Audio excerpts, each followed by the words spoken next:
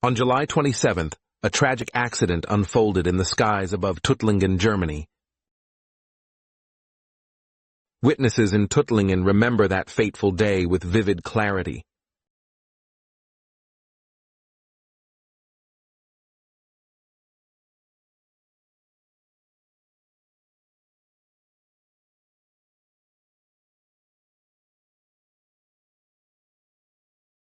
As the storm raged, the aircraft faced unimaginable challenges.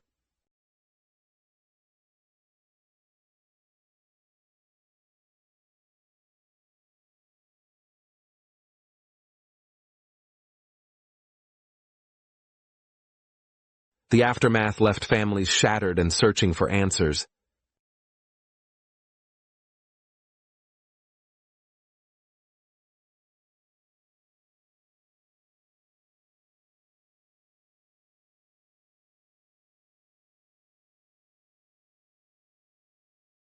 In the wake of the tragedy, investigations began to ensure safety reforms.